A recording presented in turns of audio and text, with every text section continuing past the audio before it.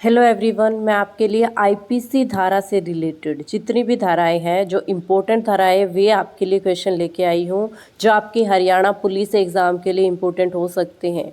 तो चलिए स्टार्ट करते हैं। फर्स्ट क्वेश्चन है हमारा, भारतीय दंड संहिता डैश को बनकर तैयार हुई। तो भारतीय दंड संहिता कब बनकर तैयार हुई? 6 अक्टूबर 1860। अगर आपसे पूछा जाए भारतीय दंड संहिता कब लागू हुई, अगर लागू हुई तो क्या आएगा? 1 जनवरी 1862 को लागू हुई है। और तैयार कब हुई है बनकर? 6 अक्टूबर 1860। और इसके निर्माता कौन बताए गए हैं? इसके निर्माता है लॉर्ड मैकाले। नेक्स्ट क्वेश्चन है, भारतीय दंड संहिता में कितनी धाराएं हैं? भारतीय दंड संहिता में 511 धाराएं हैं और हम इम्पोर्टेंट धाराएं करने वाले हैं। नेक्स्ट क्वेश्चन है, भारतीय दंड संहिता की किस धारा में आपराधिक अत्याचार परिभाषित है? आपराधिक अत्याचार किस धारा में परिभाषित है? धारा 441। किससे रिलेटेड है ये? आपराधिक अत्याचार से रिलेटेड है। आत्मरक्षा के अधिकार की परिभाषा किस धारा में है? आत्मरक्षा मतलब खुद रक्षा करना, अपना खुद बचाव करना, अपने खुद रक्षा करना का अधिकार की परिभाषा किस धारा में है? 96, धारा 96 में आत्मरक्षा के अधिकार की परिभाषा है। पत्नी के प्रति क्रूरता किस धारा के तहत अपराध है? अगर आप अपनी पत्नी के साथ क्रूर व्यवहार कर रहे हो या उससे रिलेटेड, पति से रिलेटेड कोई भी शख्स है, वो उसके साथ अच्छा व्यवहार नहीं कर रहा है, क्रूर व्यवहार कर रहा है, तो किस धारा के तहत वह अपराध कहलाएगा? धारा 498 ए। धारा 498, बहुत इंपॉर्टेंट क्वेश्चन है ये। आत्महत्या के लिए उकसाने पर कौन सी धारा लगाई जाती है? अगर आप किसी को आत्महत्या के लिए उकसा रहे हैं, किसी को मजबूर कर रहे हैं, उसको मेंटली टॉर्चर कर रहे हैं कि वो आत्महत्या के लिए वो हो जाए, तो उस कौन सी धारा में आता है? वो 306। तो 306 धारा कहते हैं, उसमें क्या है कि जो आत्महत्या के लिए उकसाता है वो भी एक अपराध है। भारतीय दंड संहिता की निम्न किस धारा के अंतर्गत न्यायालय के निर्णय या आदेश के अनुसरण में किया गया कार्य अपराध नहीं है? तो इसमें क्या है कि भारतीय दंड संहिता के किस धारा के अंतर्गत न्यायालय के निर्णय या आदेश के अनुसरण में किया गया कार्य अपराध नहीं है? अगर हम न्यायालय के निर्णय के अकॉर्डिंग या आदेश के अकॉर्डिंग कुछ काम कर रहे हैं, वो अपराध में नहीं आता है, तो कौन सी धारा के अकॉर्डिंग है? धारा 78 के अकॉर्डिंग है।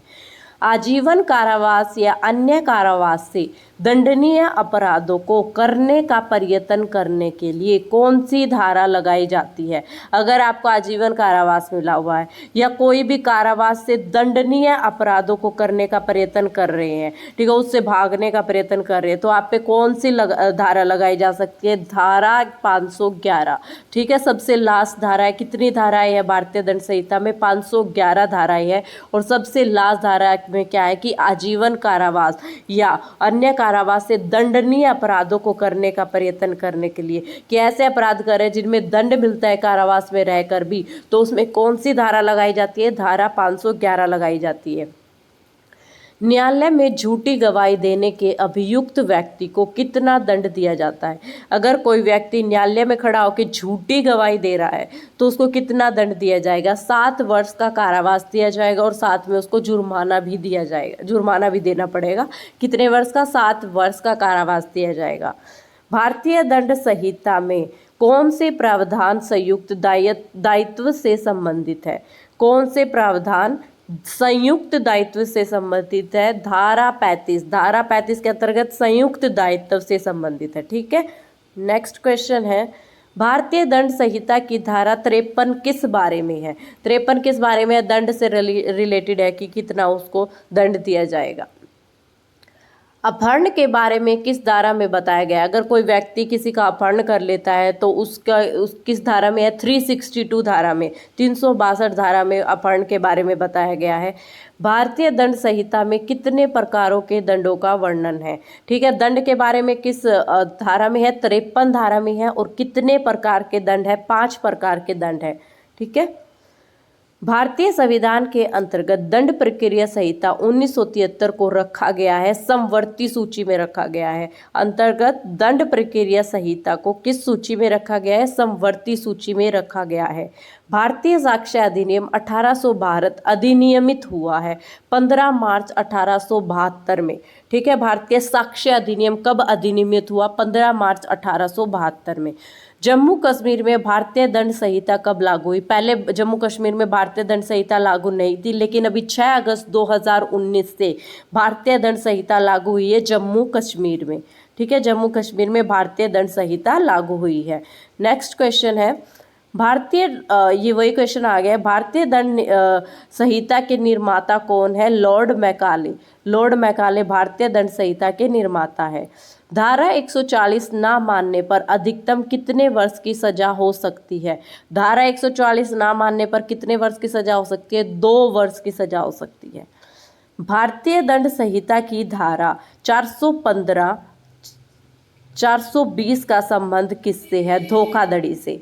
अगर आप किसी के साथ धोखाधड़ी करते हैं तो वो किस धारा के अंतर्गत आता है? 415 से 420 तक जो धाराएं है वो धोखाधड़ी से रिलेटेड है। ठीक है, नेक्स्ट क्वेश्चन है, आपराधिक प्रक्रिया संहिता के तहत पूछताछ किसके द्वारा की जाती है? आपराधिक प्रक्रिया संहिता के तहत जो पूछताछ है वो किसके द्वारा की जाती है? मैजिस्ट्रेट या अदालत के द्वारा पूछताछ की जाती है। दंड प्रक्रिया संहिता की किस धारा के तहत जमानतीय अपराध को परिभाषित किया गया है? तो दंड प्रक्रिया संहिता की किस धारा के तहत जमानतीय अपराध को परिभाषित किया गया है? CRPC सेक्शन 2A के तहत। ठीक है, जमानतीय अपराध को परिभाषित किया गया है, जिसमें जमानत मिल जाती है उस अपराध को परिभाषित किया गया है। तो किसके अंतर्गत? CRPC सेक्शन 2A के अंतर्गत। ठीक है, आज की वीडियो में इतना ही। नेक्स्ट वीडियो में मैं और इंपॉर्टेंट क्वेश्चन आपके लिए लेके आने वाली हूँ। अगर आपको मेरी वीडियो पसंद आती है तो इसे लाइक कीजिए और शेयर करना मत भूलिए। आज की क्लास में इतना ही। Okay, thank you.